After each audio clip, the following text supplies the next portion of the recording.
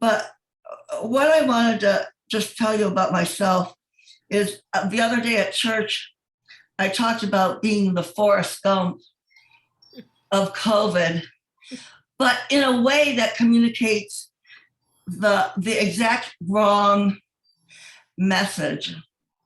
Because I really want Forrest Gump. I literally protested against that movie.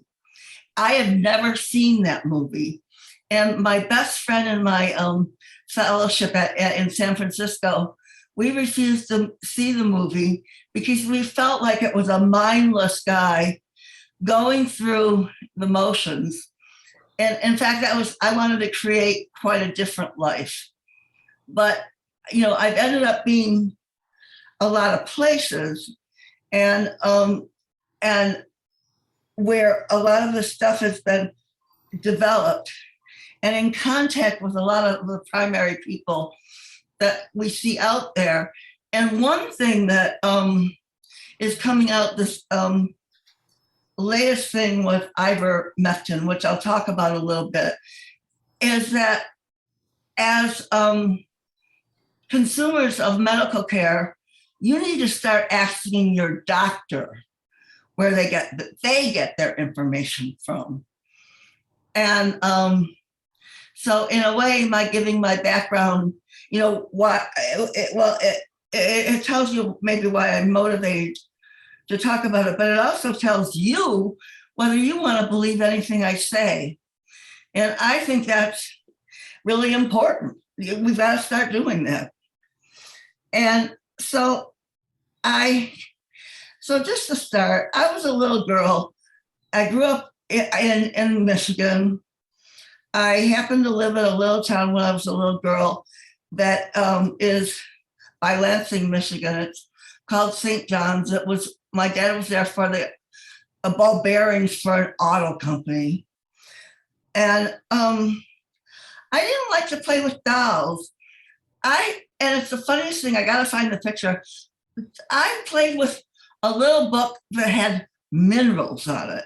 And as a 4 or 5-year-old, I walked around this little town with a book of minerals searching for them.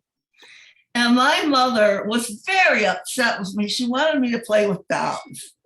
And she took it as an affront to her. And, when you're 3 and 4 and 5, you don't know you're supposed to play with dolls. I thought it was perfectly fine to climb up a crabapple tree with a book of minerals looking for whatever I was looking for. And then, I went to school and I ended up studying science. I was interested in music, but I ended up studying science and the human body at the University of Michigan in Ann Arbor. I met Craig. His parents were school teachers, and they kind of took me under their wing. Craig's father was a history teacher at his high school, and then became the guidance counselor, which is kind of interesting. You just go to the high school where your father is doing that. His mother was a librarian, but they could see that I was, flailing. I graduated from undergrad with good grades, but I couldn't imagine myself in a future. And I was in science, and I was still fighting my mother with not playing dolls, with dolls. And I ended up, they got me to apply to medical school. And I got into, Michigan, Ann Arbor, University of Michigan, Wayne State in Motown, and UCLA, and decided to go to Wayne State for I wanted to go to, it was a social justice based choice. I'm really glad I did it. I then went to, did my residency. I was going to go purely into science, but I went to a university-based program at the University of Michigan. And that is where there was the move to biotech, molecular biology approaches. And that's where, and there was a chairman of medicine, his name is Bill Kelly. It means something to the people in the medical world. Very power driven, but was going to make Michigan the center of molecular biology. And that's where Francis Collins, who's now head of the NIH, was recruited. And he ended up doing the Human Genome Project. And he was my attending, and I was the senior resident on the service when he would rotate through. And it was his first job out of his fellowship training. I don't think he wanted to be, and he'd laugh if I told him this, I don't think he wanted to be with us any more than we really wanted to be with him as a clinical attending. And we used to have to, but this is where the teaching is, adult teaching. I very much like science applied to clinical medicine and teaching, which seems to be a theme amongst this group, in terms of teaching. And so when you're the senior resident, you have to set things up so that you're not talking, but it's the junior people, the medical students and the interns. And here I had Francis Collins, and even then we knew he was going to be something. And I had to connect the patient that we were talking about to molecular biology, which isn't always easy. But my point is with this is you teach adults, well, I don't know, I think Jean's proved this and others of you, but you teach adults differently than you teach children. But maybe not. Maybe I'm wrong about that. But the point is, it can't be dictatorial. It really has to be bidirectional. And you get clobbered if you don't do it. My evaluation as a senior resident, if I talked the whole time and didn't develop the interns and medical students, I wouldn't be promoted, or I wouldn't get, a good evaluation. And there are some aspects to medical training that are very good. The other thing that I wanted to say that I think is really important to realize what's happening to us is what I realized is we have these different professionals who have gone into different fields. And the great thing about medicine is you can have a variety of interests. And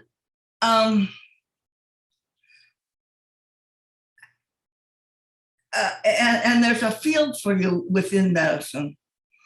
Now, what, let me see, where was I going with this? Oh, so I think what we've gotten ourselves into with where the pandemic is you're literally seeing on television what we would do in rounds and consultation services or activities before we would go to the patient, and then before we would go to the family. And I found myself in a number of situations where I'm about 72 to 48 to 72 hours ahead of what comes out publicly. And it's not because I'm so brilliant, but it's because that's how the system works. And I don't think it's a lack of transparency, although it certainly can be. And should the family and patient be involved earlier? But the problem is you're seeing the different people come together, think about it. And then we're seeing it play itself out as though we're going to the patient's room. And people aren't really understanding that all this stuff happens before we see a patient, and then all the stuff that happens after we see a patient. Things change as more information comes in. And we're used to that. And we're used to different people with different expertise weighing in, and then one person, one or two people being the messenger. And I guess maybe that's the relevance to this being like going to the patient's room and not understanding, the public not understanding who all these people are, how you get the messaging to be understandable, and not all over the map. And so, like, I talk about Francis Count. So then I went to do my fellowship, and I really was interested in a combination of clinical medicine and science. And I did something called Physician Scientist Award. And the traditional way of doing that was to get an MD, PhD.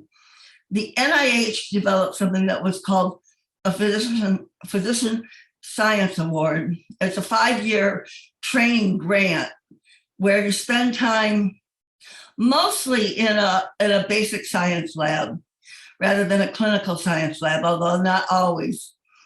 And then you mix it with clinical medicine and teaching. And then you have a career. And so I had this Physician Science Award, and that's why I'm very familiar with the people who are with the NIH, because like Anthony Fauci and now Francis Collins. And then contrast that with, and I guess public health, which the CDC is part of. That would be that's sort of its own thing. And I think it funded, I think you had Physician Scientist Awards with that, but it's sort of its own thing. It has its own fellowships, and it's a different kind of personality. It's one you want, but it's not my personality. But Rochelle Walensky, I know her. I really know better her predecessor, a woman named Cindy Wilberding, who was the first female director of it. And she was at San Francisco when I was there, and was at San Francisco General. And our country's experience with HIV very much informs what we're doing with this pandemic. And it's still informing it. And many of the people involved now and then are the same people. And I was able to see over time what they did, whether they made good scientific decisions and whether they made what I consider good moral social justice decisions. And there's some good people and there's some not so good people. I will tell you that Anthony Fauci made some very, very good clinical decisions, or decisions that informed or had to do with how HIV has gone and still is going. And he is tied to social justice. So, he's clearly can negotiate the power structure of things, but I really trust him. And Rochelle Walensky, she's in that crowd sort of behind me. She has a really tough job. And I'm really glad to see a woman in it. She's very much tied to a greater community. She talks about, when she's talking, she brings in her kids and you'll almost see her. Well, she has broken into tears. She really humanizes it. And she's sort of in a position of having to get the messaging.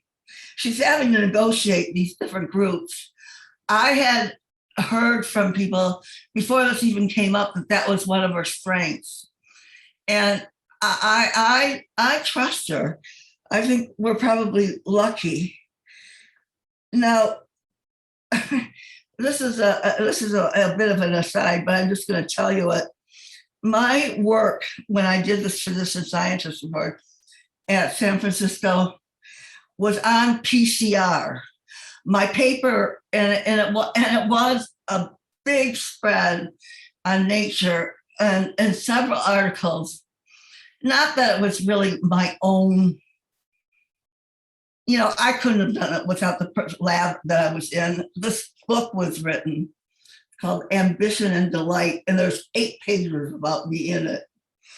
And we, and the guy that invented it is a funny guy. I think his name is Carey Mulligan. He won the Nobel Prize for it. He was in the Bay Area. I had to go find him in the basement, and our application was the first application to a human substance. And it was tumors, pituitary tumors that were collected by a woman in Italy. And it was quite an intellectual leap to do it. It's a wonderful story, but it got tied to the gut, and it got tied to cholera, actually, in a funny, mutations in it.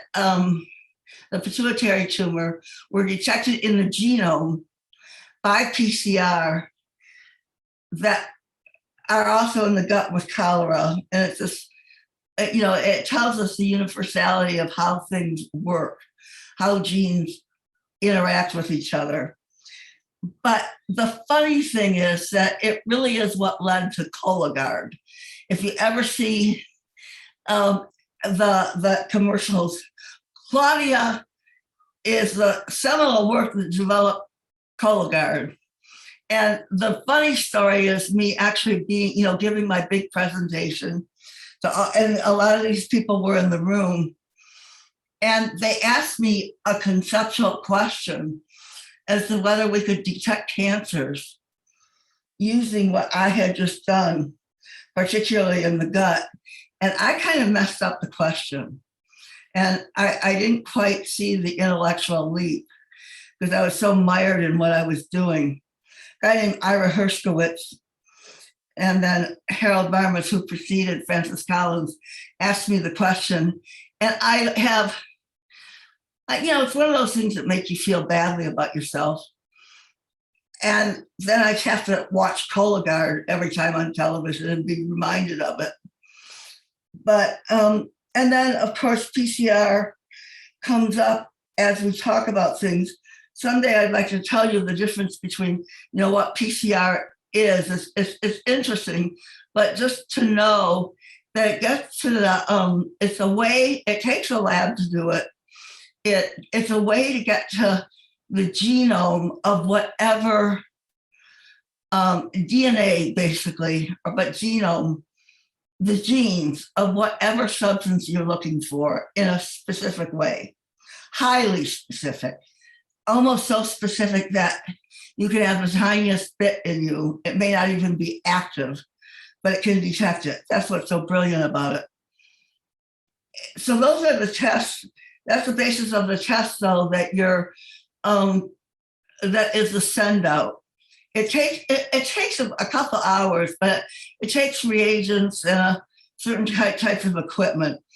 Now, the rapid test that you can do at home is an antigen test. I'm sorry, Claudia, can I interrupt just for a second?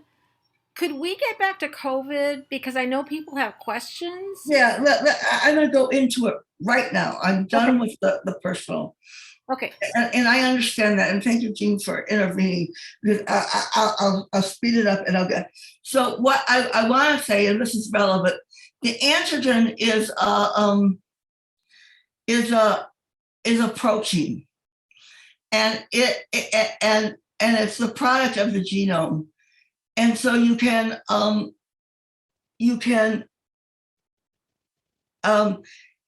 it doesn't take equipment. All you do is pour things on a tab, and so you can do it rapidly. It's not as sensitive as the PCR. And so you need to know what test you're getting.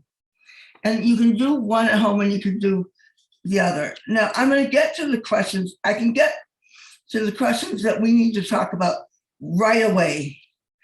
All right. What I want to talk about quickly is that you have an infection versus disease. And with COVID, it infects a cell with the virus, and it may or may not cause disease. And the reason I wanted to bring up was the difference between PCR and antigen is that the PCR can pick up infection with the virus, but that doesn't mean you have disease. And all the studies that are coming out are based on a marker that is disease, not infection. And we have to start making a distinguish between disease and infection. So when you get a PCR, just remember you've got the genome in you. You may not have disease, but when you have, and disease is determined by words that in the efficacy studies are disease. And so and disease is picked up by symptoms. And so when they talk about hospitalizations, death, when they talk about severity of illness, whether it's mild, moderate versus severe and critical, the efficacy studies were a clinical marker that had no tests but monitored symptoms of disease. The stuff in Israel, they added to that testing for infection, that added a layer of confusion, and the definition of a breakthrough infection got all messed up. And the reason we're going to the boosters, supposedly, is not so much the breakthrough infections, but that we're starting to see the appearance of disease. And it's in that more severe category. And so then very quickly, I want to talk about what immunity is. And immunity with HIV, and immunity is the development of mainly two cell lines, B cells, which cause antibodies, and antibodies are to an antigen. And the antigen is a protein, and the antibody interferes with the protein doing its work, whatever that is. And there's a part of that antibody response that is the antibody level being high, and it does it right away. Then there's a memory part of it, and it does a little later. There's a little bit of a lag time, and all you have to do is wait for the lag time. That's B cells, they're in the bone marrow. And then when there's a different kind of immunity that are T cells, and they come from the thymus, that's why they're called T cells. They kill a cell. They don't do it through antibodies. They detect a cell that has a foreign body in it, like a virus, and they kill the cell. Now, the difference between HIV and COVID is that, and we didn't know this until it started, that COVID seems to be stopped by antibodies, these neutralizing antibodies. We didn't know that would be the fact. And that's what vaccines stimulate, is the production of antibodies, okay? Not necessarily, and the T cell response is much later. HIV never worked by being stopped by antibodies. And we're still working on it, and that's why there's not a vaccine. All right, now to get into your questions, I want to talk about the Delta virus really quickly. And this is my drawing of a body with a mouth, a nose, the trachea, the bronchioles, and then the lung. And there's a lining to this. It's the respiratory lining. COVID is a respiratory illness. It infects the lining, and that's where it multiplies. Now, we have to worry, and the reason I have this drawing is that this down here are the lungs. When it causes disease, COVID, it causes disease in the lungs. And that's pneumonia. Now, when it's up here in the nasopharynx, the upper airway, this is actually where asthma occurs. This is where pneumonia occurs. This is our nasopharynx. And this is where transmission occurs. So if you're going to prevent disease, you're going to prevent disease in the lungs. If you're going to prevent transmission, you're going to prevent transmission from the nasopharynx. Hence, in COVID, that's why you get a vaccination, because it prevents both of those, but you can see what the mask does. Now, what the Delta virus did, when we had the Alpha virus, it knocked things down for both the hypopharynx and the lungs. So you didn't get transmission and you did not get disease. What happened with the Delta virus, though, is that we got the variant. We didn't get disease, but we got transmission. That developed, and when you didn't get transmission, you could get herd immunity and you could stop the virus in its tracks. But now that you get transmission, you can have this circular thing. And that doesn't stop it in its tracks with herd immunity. And that's why, so it's a big conceptual difference. You know, I wanted to take us through, I won't be so conceptual if I ever do this again, but I wanted to get the concepts before you to understand why the messaging got so bad. Because everyone in the background understood what just happened. Even if you were, we weren't going to have this anymore. We were in this, where it goes back and forth now. We thought we had a place where it was stopped completely. And even if this is much less, much less, we didn't stop it. And so it lets you know what to do. And it's also important to know what tests they're talking about and that kind of thing. So to get real quickly, I'll tell you about my belief in boosters. First of all, you have to generate immunity to start with. And we now know, we didn't know at the beginning, that our immunity is antibodies. And you want to get them to a certain level. So we start with what they're now referring to as the prime. And they're talking about the cadence of giving the vaccination.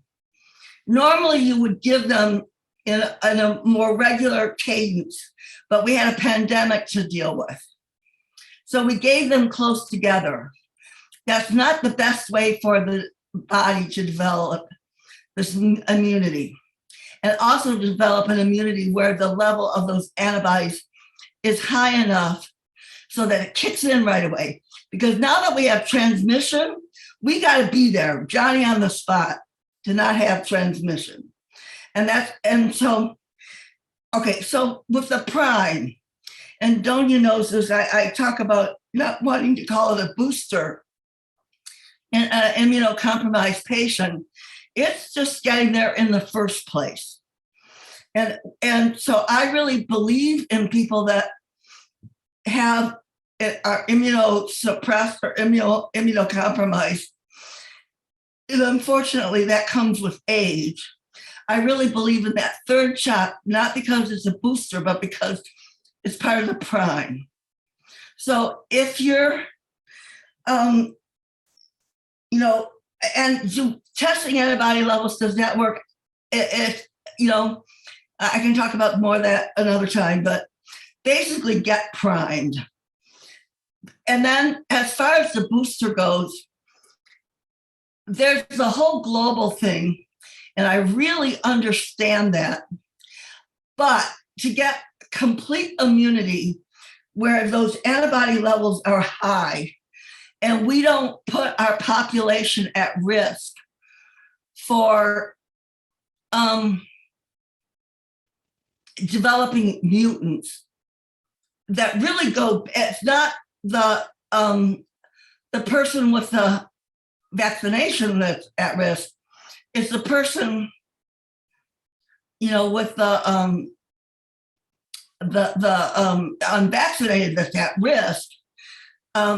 But if we don't develop good, fast immunity, we're going to be in trouble. And you may be in trouble too, because we're going to need high levels of antibody. And I think that third dose is important for that. So I really believe, I'm not sure it should be called a booster, but I really think it's a good idea. And I think that's where it's going. And even if you believe in global, which I think we should, you know, a global response, we've got to, when you do it, you got to do it right. And if you don't do it right, we're going to get mutants, and we're going to get mutants that may evade the vaccination. And that's what this Lambda variant is. So then, I'm sorry, I went long, but I'll answer questions. That's where the monoclonal antibodies come in that Donia took. And it's simply passively giving the monoclonal neutralizing antibody, which we know works for, it wouldn't work for HIV, but it would work for COVID. You get them, you don't have to wait for your body to develop it. It's really the same as what the vaccine does, and it knocks it down. And then there's the whole issue of misinformation, disinformation. I think we can start to really figure out what that is. I have some information about ivermectin that I could share with some people on online or something, but I think it is our job. I don't think we want to be passing around misinformation, disinformation. And I think we can begin to figure out which is which if we sort of apply the concepts that I've been trying to apply. So thank you for your patience. And I would love us to, you know, to be a forum where we do talk about our experience. And I do think we are a group that can make decisions as a group and start to think how we communicate that to the greater community. All right, that was long, but sorry about that. Go ahead with your questions. All right, Daria. Well, first, thank you for your talk. Your medical expertise is unparalleled in this church, I think. My question actually is from Joanne because she had to leave early. So she wanted to know, and I actually think you touched on this, but in case you haven't, she wants to know, has there been any research done about the B cells' ability to make antibodies to COVID? It is the right question. And I ended up having to remember stuff about B cells. And many of you have already gotten antibody levels. We were getting antibody levels to see if you'd ever been exposed to COVID. And it's antibodies against that antigen, which in this case is the spike protein. And there's a part of the B cell response that's acute, and it is the antibody levels actually circulating around in your blood. And then there's the B cell that becomes memory, and it's in your bone marrow. And it sees that, and if the virus comes around again, the B cell sees it and it starts producing antibody, but there's a lag time. That's the memory part. And that may be intact, but it's not reflected by antibody levels in your blood. And that's why they're saying that antibody levels aren't useful to tell you whether or not you need a booster. And so I think we need to think theoretically about boosters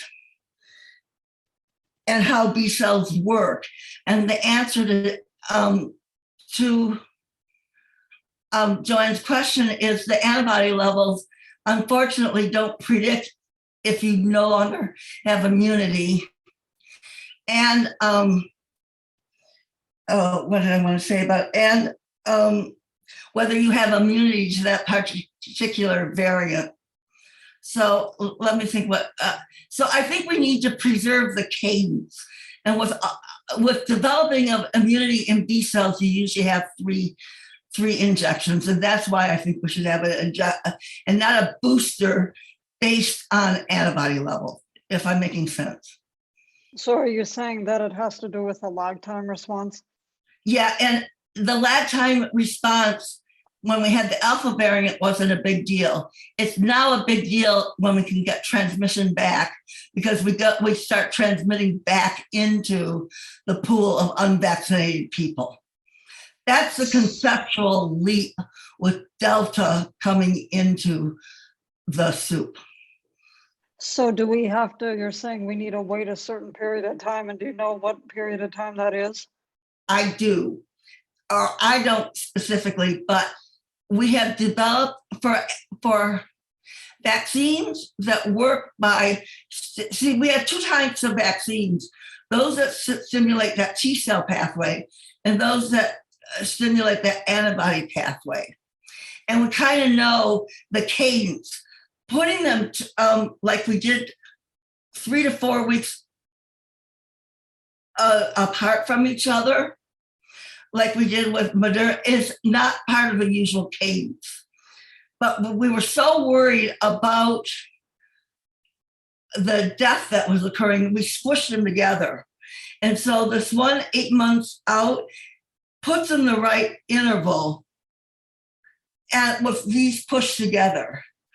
So we should get it 8 months later, and then we all put ourselves kind of in a place where the science tells us you would have good immunity with good memory. And it's not really to be a booster, but to develop immunity. So we should do it, is what I'm thinking, I think. Does that answer the question, Daria? Or no, am I still intuitive? No, I think it does. I think really the concern now is for those who are not getting vaccinated. They're not entering into this pool that you're talking about, which allows for the acute and then the 8 month later antibody stuff. And you're right. And it puts all the emphasis on the person who gets vaccinated, and it makes you less likely to transmit. So the responsibility for the group is still weighted toward the vaccinated person. And it's not because the vaccinated person will get disease, but because they will transmit. But we're seeing a little bit the appearance of disease in Israel. So it is a bit for ourselves, but we're mostly preventing that community transmission. Thank you, Daria. And so people have other questions.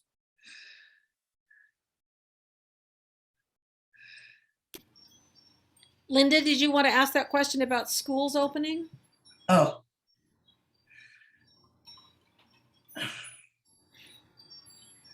I have the same question about my grandkids. Not actually a question, Jane. It's just a concern. But right? Okay, Linda, maybe I can tackle it. Because I think we really, if you look at this, you can boil it down to two things. A mask, which prevents transmission, and also it works on transmission, and the vaccine, which works on transmission and disease. So one can take care of it by wearing a mask. And it would be best, it's obviously good for the person who isn't vaccinated to wear a mask. And a good mask is going to protect you as much as a vaccination. So if you have children who can wear a mask, you can start to relax a little bit if you got a good mask. And as you have children, but as I understand it, they're when a certain age are able to incorporate it into their routine. Now, do you want, and then of course, if you're of vaccination age, I really think you should get vaccinated. Okay. And there are people that don't. I don't quite know what to do about that. They set up a pool that, we already talked about, and they're a much bigger pool.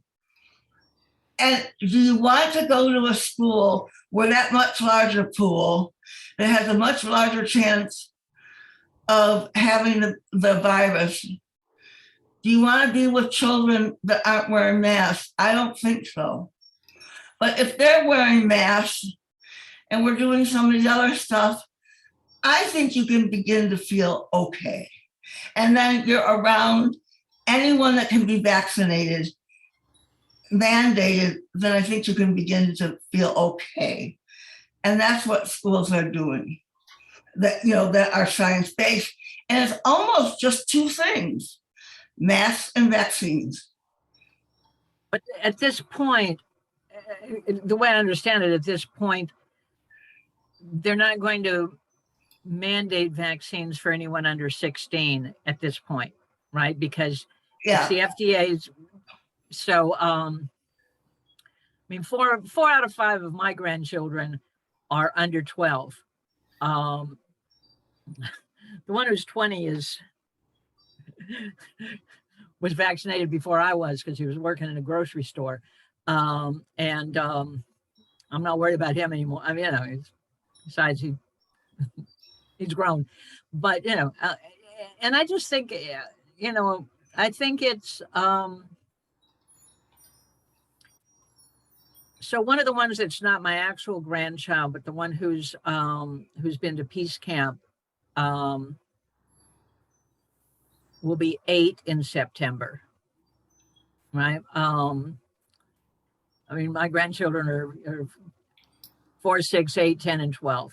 And the 8-year-old is sort of the spare, but so she's in elementary school in Los Angeles, and her mother got the letter from the elementary school yesterday saying, one of our children has, someone on the school in Los Angeles, they're testing people on a regular basis and then sending out a letter. So everybody at West Athens Elementary got the letter. Someone on our campus tested positive last week. But we won't tell you who. And if your child was in close contact, you will be notified individually, right? And so her mom said to me, well, I guess this is the letter I'm going to be getting every Monday morning from now on. Right? There'll be somebody on campus who tests positive every week. And Charlie's a kid, right? And she's been wearing a mask. And she knows how to wear a mask. I mean, she's almost 8 years old. She knows what's up. But I would say, I just think that, it's nerve-wracking. It's just nerve-wracking, right? I just think it's nerve-wracking. Jax will be 12 on September 12th. And I would tell you, on September 13th, that kid is getting the jab, right? So I guess what I want to think about is why What are the considerations that that have delayed the approval of vaccinations for children under 12? So you want to know what, okay, so I can tell you what that is because it's very specific. The way these vaccination studies are done and their efficacy as opposed to effectiveness. But the efficacy was based on this clinical outcome. It was mild, moderate, severe, and critical, and hospitalizations. And it's first done with 30,000 patients. It's done over a period of time, and you need to look at efficacy, and then you need to look at safety. And it has to have, goes through certain criteria. Then we start looking at children, and they don't repeat all of those studies, but they take them in groups. And they do it for a shorter time. It's got a name. It's called a step down something or another. So what they've done, and it's like 12 to 16, and then it's something to 5 to 11, and then it's younger. And they do them in little cohorts. And they first do one, then they do the other, then they do the other. And it's meant to be in series, not in parallel. And they started to do them now in parallel. And so it's like the cadence of the vaccines that I was talking about. It's what we develop for other things that aren't in a pandemic. So it's not that there's anything goofy going on. It's just that our protocol design wasn't designed for rapidity. And I think and they started to make things parallel that you don't have to wait until one ends to start it. So as I understand it, they move they're moving these all over. So you don't have to finish the other one before it starts. That's where we are. So they're going to roll out in a rolling basis, but it's not because there's problems. And then I wanted to just have us dissect the school that your kids went to so we can start to make decisions. I would not want to be at a school where you could choose not to wear a mask, especially if you had unvaccinated people. Mm-hmm. And if it's a school, though, where they are required to wear masks and required to get vaccinated, and you do your, so maybe that's where I think there's some choice. But let's keep going on the school thing because it's a big deal. Well, and there's two different things. In other words, absolutely every school requires wearing a mask. Those of us who have taught elementary school know that enforcement of lots of rules is uneven, and well, don't even talk to me about middle school,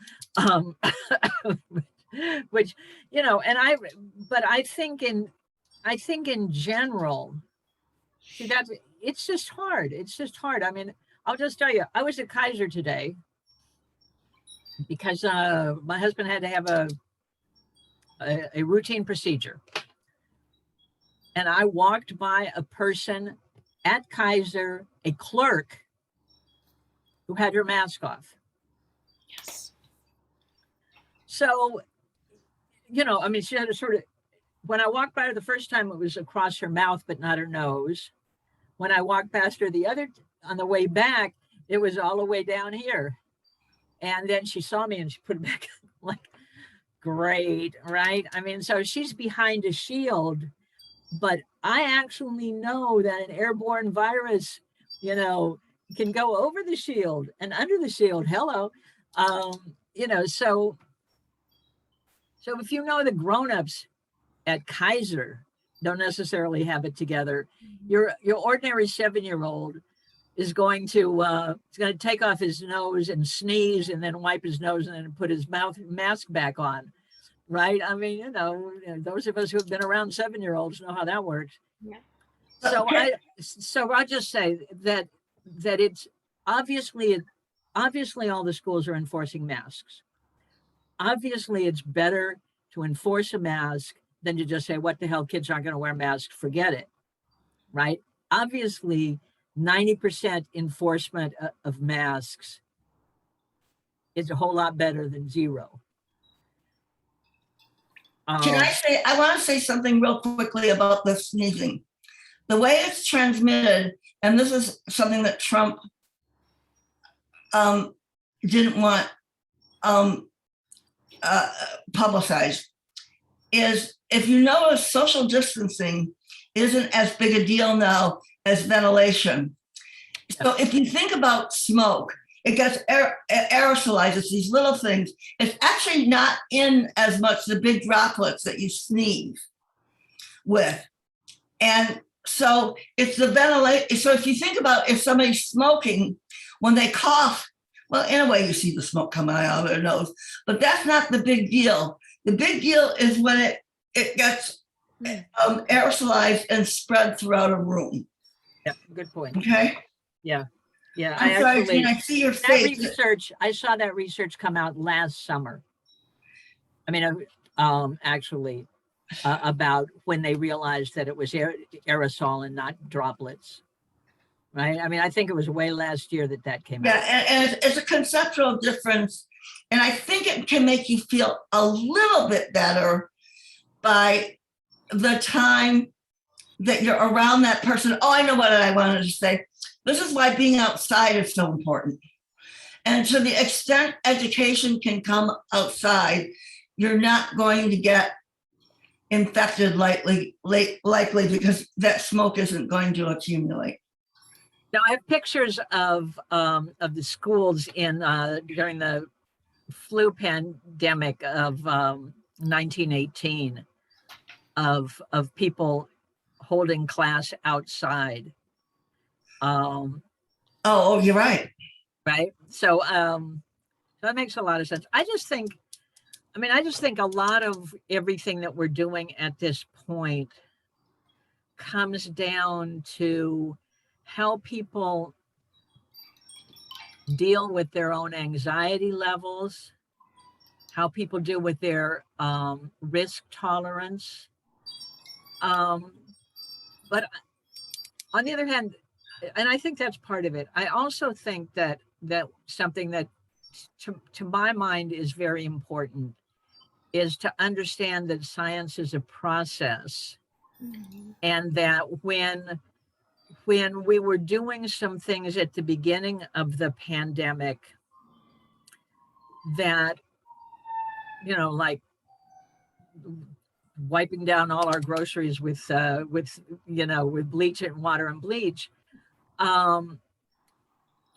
we were operating on the best science that folks had at the time, and that science is not truth, but a process, right? An approach.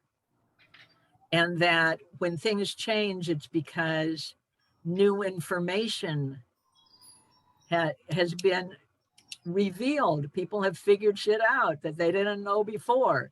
And can we tolerate that? Huh? And right? Can we tolerate that? Well, and that goes back to the question. It's sort of two parts. Part of it is like really understanding that. And the other part is how we help people deal with anxiety. Mm-hmm. And then I would say there's a third sort of structural problem. And I've been talking to a lot of people lately about vaccine hesitancy. And I think it has to do with a structural problem that the medical system that folks have, that we have in the United States in particular, does not allow for close relationships between patients and doctors. And the relationship between the patient and the doctor is mediated by a number of capitalist institutions, including insurance companies and co-pays, and how long you can, I mean, at Kaiser, the rationing system is how long are you willing to sit on the phone, right? I mean, you know, and so the relationship, it's really hard for people to have a relationship of trust with a doctor that then allows you to really have that communication. And I think that would have existed without all of the bullshit that was promoted by Trump and all those assholes. I mean, I think that there's, and that the people that I know who have vaccine hesitancy are not, I mean, I honestly do not know. Well, okay. I know two people who I no longer communicate with who were Trump supporters. I mean, all the people have been off my list for a long time, way before COVID.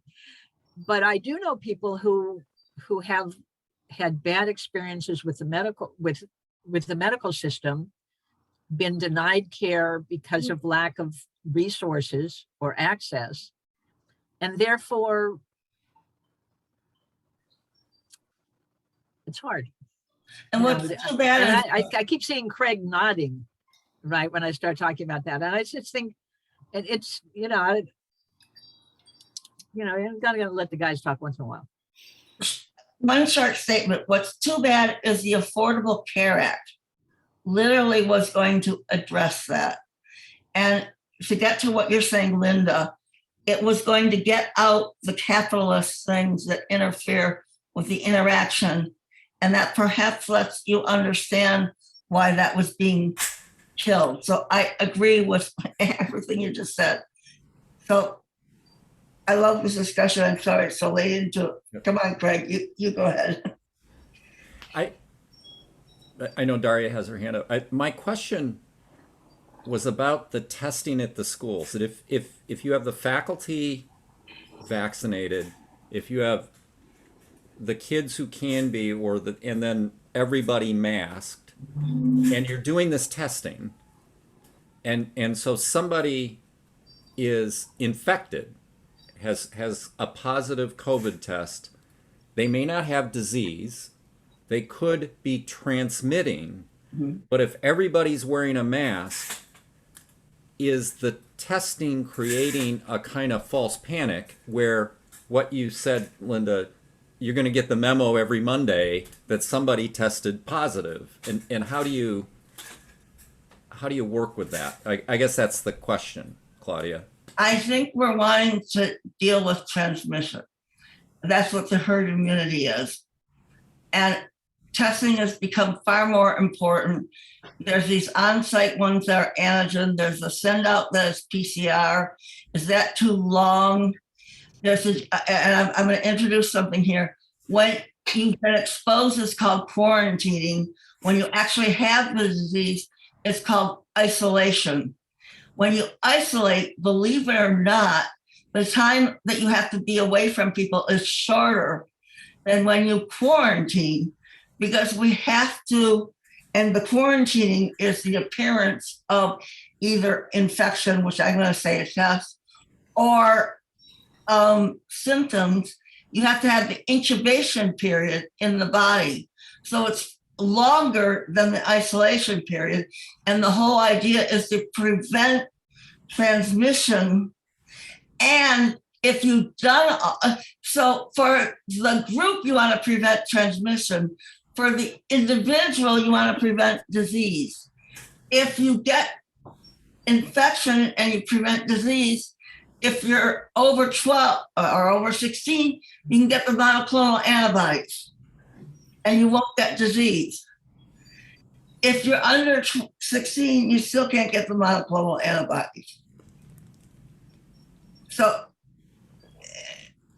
and so those therapeutics are not available. Not only is vaccination not available for under 16, but the monoclonal antibodies aren't available.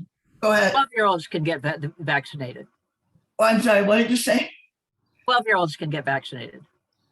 Oh, okay, that just came out, right? I mean, Okay. I know for sure. I know Alright. for Your sure grandchildren. because all of Alright. Jax's friends are 12, and he is 11 and 11 years. 11 years, 11 months, and 2 weeks old. He is Right there. he's going. I mean, And what do you guys want to do? I'm happy to keep going. Do you? Gene, I I know see you both wanted to Daria get, and Abby have their hands up, and I will. and I know you wanted, this is the kind of discussion I wanted to get it to. It's good, but it's past time. But It's okay. who do you want next? Anybody who has to leave can leave. So Okay, Abby, please, you ask a question. This question is about testing and when you should be worried. My son went to a wedding in a house in my neighborhood with a college friend who got married. I guess there may be 40, 50 people there, sometimes outside, sometimes inside. Probably most of them were vaccinated. If some of them were wearing masks, but there was eating and drinking, etc. He didn't feel that he should come over to visit me after that until he got tested, until he was sure that he wasn't going to transmit the disease to me. I mean, how do we make decisions? Good call. Yeah. I think, and we've been remiss. You can test one day and be negative and the next day be positive. That's that incubation period I was talking about. The antigen test is not very sensitive. The PCR test is, but you have to send it out. I think we should be doing lots of testing at home. And, if it shows up, then you're really careful about transmission and you get the antibodies. Let me see. So he's going to need to keep testing. And I would do the one at home unless, the send out is more sensitive, but I would do more testing rather than less. And it can just be a matter of what you do. And that's what they're doing at the schools. And it's mostly so you can protect that transmission. I don't know that I have that worked out real well, but knowing the difference in the test and the lag time and their sensitivity is kind of important. But I think, Abby, I'm sorry, what kind of test did he get? Do you know? He didn't get any. He was wondering if he should get tested and does he need to? I would. And I would do it at the drop of a hat. And I don't think you're creating, I think you're knowing whether or not you're a vessel for both transmission and disease. And information is good.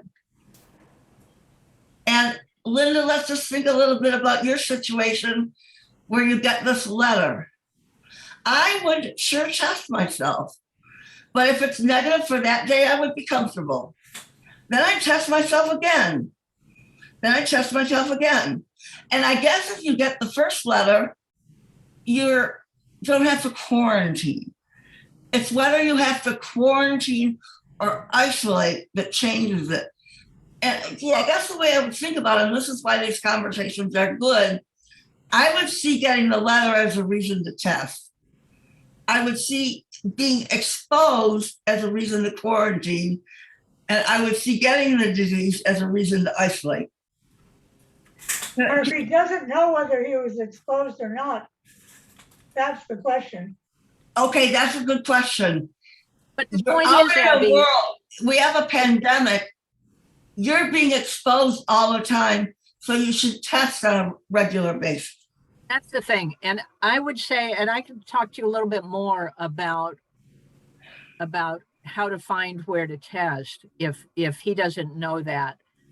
But I really agree with that. I've been tested half a dozen times over the last since whatever. Not to mention when I was sick and when I was getting the monoclonal antibodies, they tested me then too. But I've been tested a number of times, and Oh, right. there are a number of places. And what I think they're doing now is, well, my experience last week when I was tested was that they are doing it in such a way that you go to some place that's outside. They hand you a little plastic bag. Then you in your car shove it up your own nose and put the swab in a test tube, break it off, put it back in a plastic bag, and then without contacting with anybody else, you toss it into a receptacle and go on about your business. So, and then, watch your email. And I do not actually see why you wouldn't want to do that. Right. If on a relatively regular basis. Donia, can you tell us whether or not you did it based on symptoms, right? Well, I was around, on the 5th, the weekend before last when I was in Oakland. I was around all these unvaccinated children. And I stayed in the house with my son and my daughter-in-law and their unvaccinated 9 and 11-year-olds who hugged their friends who were also unvaccinated. So then around about Wednesday, I started feeling sort of a stuffy nose. So I was like, well, what the hell? Honestly, what the hell? Like, how bad is it that you drive someplace and you stick some stuff up your nose and then you come home again and you check your email? Again, and this is a conversation that Claudia and I have had before about the question of risk taking versus inconvenience. I would say that it's slightly inconvenient to have to drive somewhere and pick something up and jam it up your nose and then drive home again and check your email. But it is not a major, it's not even a minor trauma. It's just not that big a deal to drive over to Walgreens or whatever's, right? So I just think, when in doubt, test. So Abby, still in doubt, go back next week. What the hell? How hard is it? So Abby, he should get tested. Yeah. And he shouldn't be all anxious about it, but he should get tested. And if enough time has elapsed, it's funny, he may have kicked it and the PCR might pick it up because it picks up old fragments. The antigen might not, but it lets him know at that time if it's safe to come around you. And so let's just replay the situation. If he had the home antigen test, I would have liked him to, before he came in your house, test himself. And maybe 3 days later or 4 days later, test himself. Right, exactly. Let yourself know whether or not you're safe to visit that person. And then just real quickly, Linda, when we talk about tests now, there's the antibody test that's in your blood. There's the level of neutralizing antibody.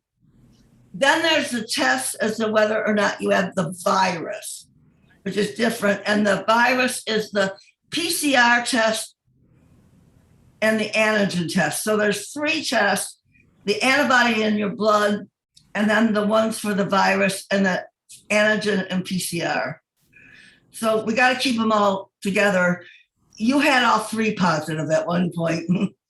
And Donia, you want to tell us how, I know that there are other questions, but Donia, can you tell us how you figured out that you were COVID positive? Yes, and I wanted to speak to the benefit of the tests. I'm not sure of the protocol in California. So I flew here the end of July, was in Minneapolis for a few days, came out to my hometown, got the third, I got a third shot. I got a Pfizer shot, and then 6 days later, I was planning to travel to Wisconsin, and my friend said, I don't like the sound of your cough. I think you should get tested before we go. And I assumed it was just the side effect of the Pfizer. Typical loss of energy, diarrhea, loss of energy, diarrhea, and the cough, no fever. And later also I got really dry mouth for several noticeable dry mouth. Went to Wisconsin, saw a friend, next day got the call that I had tested positive. I was shocked because I was so sure that this was nothing more than aftermath of the Pfizer shot. The good thing about getting tested in a laboratory as opposed to home is the protocol in Wisconsin and the protocol in Minnesota is as soon as you test positive, they say, do you want to get the monoclonal infusion? We will evaluate you to see if you are eligible for it. So in both cases, the reason I tested twice was to try it once in Minnesota, once in Wisconsin, because Claudia said, you've got to get this today. And I couldn't get it today without getting a new positive test in Wisconsin. So that's a really good reason. Now, I don't know what California's protocol is. A friend of mine, her son-in-law had really bad symptoms. There was COVID in the family, went to UCSD, and they denied him the monoclonal infusion. Maybe he was too young. I don't know. Maybe he didn't have the health. I mean, he was under 65. I don't know what the protocol was. He wound up in the hospital with breathing issues. This is right now. This is happening right now. So I don't know what the protocol in California is. So it's happening right. And if you look fabulous. Thank you. Look at your hair. Thank you. And there's some thought that the vaccination, developing these neutralizing antibodies, is curing some underlying chronic illnesses that we have, not just the long haul syndrome, but other things. And then the monoclonal antibodies are also, and I don't know, look, your hair is shiny, you may have makeup on, but your cheeks are pink. You look fabulous. And I'm not saying everyone should get COVID to look fabulous. And Linda, you look pretty good too.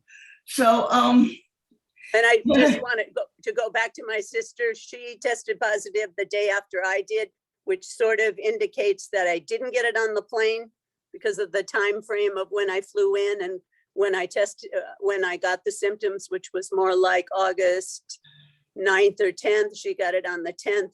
And she too, because she had the test, because she met some of the criteria, she got the monoclonal. And as Claudia directed us, we took our oxygen levels multiple times a day and checked for temperature. That's disease, by the way. Yeah. The pneumonia. Abby, I want to make sure this is really important. And it's kind of the crux between what Linda's talking about with the schools and what you're talking about with a son who wants to visit his mother. I want to make sure we've dissected that enough with you, Abby. What do you think? How are you thinking about it now? Say another event occurs. What do you think you'd do? I'm pretty sure that my son's going to be tested. I mean, he's been almost obsessive about this whole thing ever since it started. I mean, he is really concerned. I don't know. I haven't talked to him since, so I don't know whether he followed through on that. But yeah, I think I do feel that it would be good if he got the test. If he didn't, I probably wouldn't say don't come over, but that's just me. What would you do with a mask? Would you wear one and would you have your son wear one? Well, when we see each other, we wear a mask anyway, no matter what. All right, well, in a way you protect yourself. Let's ask it another way. Would you have him wear a mask and you not wear a mask? Because you've been vaccinated. I will assume you've been vaccinated. Yeah, I have, I guess, yeah, then there wouldn't be a reason for me to wear a mask. Yeah. Maybe, Especially but with my house, I tend to be lazy about it, but yeah, and then I don't know if you've done it, but would you get, if you've only gotten 2 doses of the vaccine, would you get a third for my so-called prime? I think, my doctor said, wait 8 months. It hasn't been 8 months yet. So, but when it is 8 months, I plan to get, the shot, yes. And what I jumped on with Donia is actually getting the 3rd dose for a prime.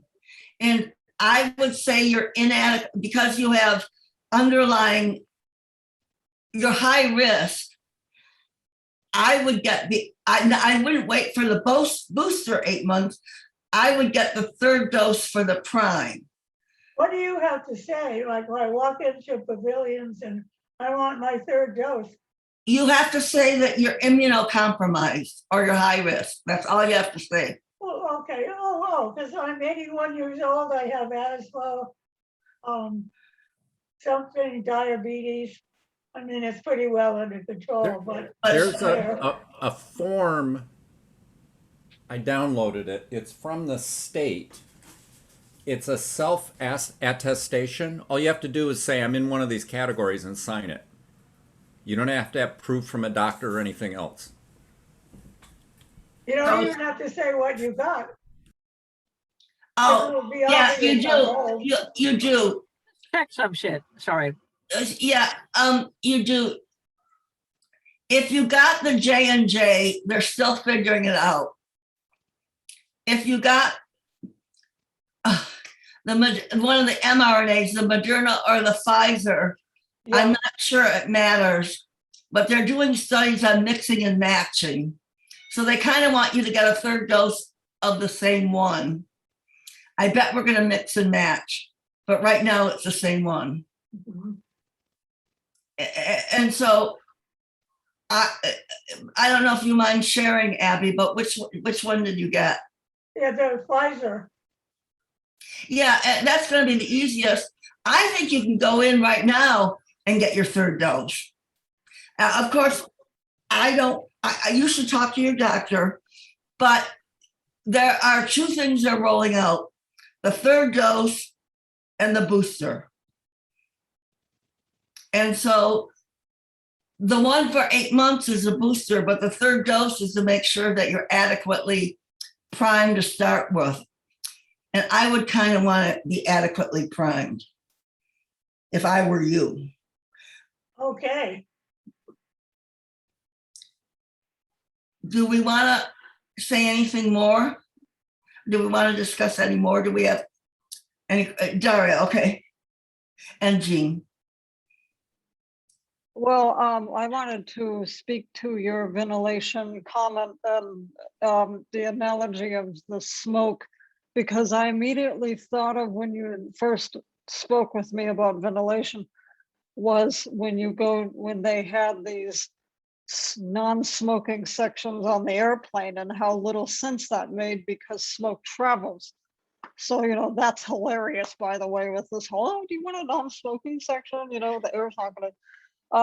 And the second thing I wanted to address actually is Linda's anxiety, but now she's gone. But I'm going to say it for the sake of the recording in case she decides to watch it on YouTube, which is, I know that she asked ways in dealing with it, with the anxiety, and the way that I have been handling my lack of anxiety is simply because science is information, and science allows you to think about something as a step-by-step logical process and handling whatever issue comes our way. Now, given the fact what you were talking about, Claudia, which is this is a process, so you get more information as it goes on, and of course things change over time, but really it's about keeping up with the information. And I think as long as we're following your direction with the masks, the vaccine, and doing those things, getting tested, we're going to be okay. Therefore, we don't have to feel anxious. I don't think so. That's what I wanted to say. Thank you. and we have a forum or forums to work it out, you know, and I hope we can co-develop that. But, and I love the way I love the way, you know, I'm learning from the audience and the audience is learning from me. I love that. Jean, So I have never been tested. I am unfamiliar with how you get tested and if you choose a way to be tested. I know there are drive-throughs at CVS. I know that there's a drive-through at my Providence Medical Center. So I don't know anything about it. Are there home tests? You have them at home? yeah, so the drive-throughs are almost always the PCR test. And it looks at the genetics. It requires a machine that allows for a substance to bind, to see if it binds. Then it heats it up. It's an iterative process. It takes lab and reagents, something that you probably even did when you worked in a lab. And it's testing for the genetic material of the virus. That has to be done in the lab where the turnaround time is now being shortened. It's highly sensitive. Now they develop kits for the protein. It's the gene for the protein and then the protein itself. And I think it's a finger prick. No, I'm not even sure. No, it's up your nose. I'm wrong about that. It's up your nose, though. It's up your nose, but one is testing the gene. It requires a lab. The other is testing for the protein. Gene for the, and it's the same substance. And one's far less sensitive, but you can do it at home. And that's what they're doing at the White House and all of that stuff. Although if you've got enough clout, you can set up a lab where you are. But largely when they say they're testing, they're doing this protein or antigen test, not the antibody test that is about whether or not you've been exposed. So we have 3 tests, but think of the 2 tests for the virus. And the home one is a protein test. The send out is a gene test. The gene test is much more confirm. I think if you even do a home test, if it's positive, they want you to confirm it with the PCR test. It's a confirmatory test in a way. And it's always good as a first test if the turnaround time is fast. You don't really screw up by doing PCR. With the antigen, it's just ease of use. And I'm thinking of having them around my house so that whenever I'm scared, I just think of one as screening and one as confirmatory in a way. What's the false negative rate? It's higher. So there's false negatives, false positives. The rate has gotten pretty good, but it's higher with the antigen than it is with the PCR. The problem with the PCR is it can test for a dead virus that left its lazy, it lazily left around its genome. So then you have to go to, so it's got a false positive for actual active infection. Okay. And then my other question is, it's similar to Linda's. Now, I've got 2 grandchildren who are one in kindergarten and one in daycare. They do wear masks. The teachers wear masks. But I'm, recently we've gone over to their house and we haven't worn masks inside. The adults are vaccinated. The kids are not, but I guess we haven't been over there since Delta. So now I'm more nervous, and I'm supposed to take care of Lucas in about a week for a whole day. So I'm thinking I want to wear a mask for sure. And it's probably, so how many doses have you? I've had 2 Moderna. So the real risk to you is transmission back and forth. He should probably, get used to wearing a mask. That's how he as a little boy is protected. So even with grandma, since grandma is a risk of transmission to him as that unvaccinated pool, he definitely has to wear a mask. And then both of you probably should develop a habit of testing. And I think that's what we need to incorporate into our, but and the more time you spend outside, the safer. Right. So in a way, I'd like to get into this anxiety discussion more, because we can do a few things that make us all safe. And they are a bit behavioral, and they are a bit us managing our own anxiety. And I feel like as a group, we've gotten through some of the technical stuff where we can dispense with that and start problem solving. Well, what do you think about me? Like if we're inside, I ask both of us to be wearing a mask, and outside I'll wear a mask, and then he can take his mask off outside. What do you think? First of all, I don't think you need to wear a mask outside, largely. Okay. But you won't hurt yourself. I don't think if you're outside, you need to wear a mask. Okay. Then when you're inside, I think maybe the practice is that you wear a mask. Yeah. Oh, I just would. I would. Yeah, and he should wear a mask probably. Yeah. What he does at home is a different issue, but you probably model it based on what he's doing at school, so that gets carried through all the environments. Right. Okay. Okay.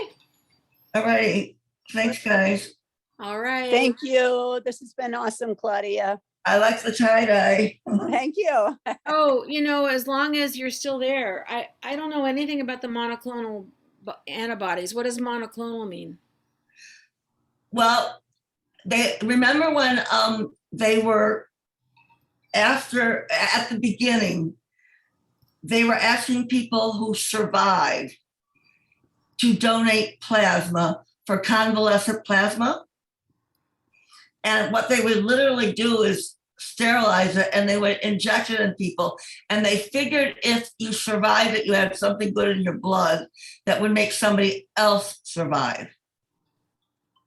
And then we've done that with other diseases. So then they went and found the B cells that were making the antibody, cloned them, started making the antibodies, and they're called monoclonal because they come from a single cell line, but I think they have multiple antibodies in them.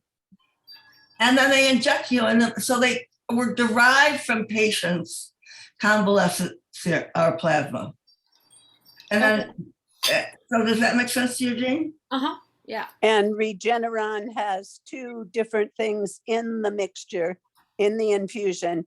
It's what Trump got that turned him around, and all his cronies got.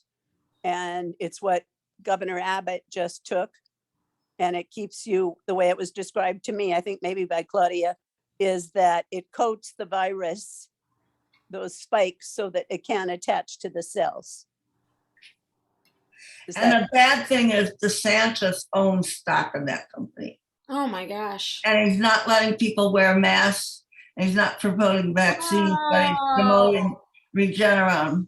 Yeah. Oh God. But it was a very simple 20-minute infusion, an IV bag. And at the same time, they started it with a saline, did the infusion, and then had me sit there for about an hour just to see that I didn't have any side effect to it.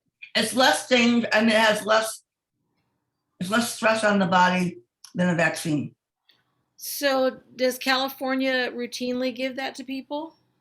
They're supposed to, and it's free. Okay. Donia's saying that she has a friend. They were making criteria.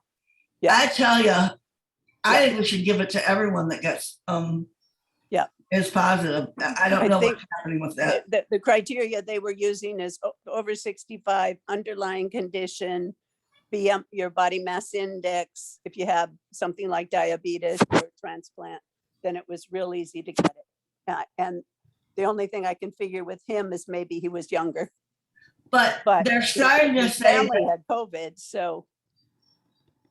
and the crazy. thing that the reason they were wanting to bring in the booster is we're starting to see in Israel the appearance of disease with fall off of time, even in young people. Well, not sort of. I think everyone should be, because you don't want disease. Transmitting is one thing, but you don't want disease, and we're starting to show that that's not age related as much. I don't get why there's any criteria. Yeah, I don't either. If they have enough doses, why not give it? Yep. All righty, I'm gonna take off. It's 2 hours later here. Me Thank too. you, Claudia. Thank you. Thank you, everyone. I appreciate you. All right, bye-bye. Absolutely Claudia. appreciate you. I can't Bye-bye. sing your praises enough, Oh, thank you so much. But and my whole family, believe I me. tell you, it's bi-directional. That's been the great thing. All right, Thank you. bye-bye, guys. Bye. All right.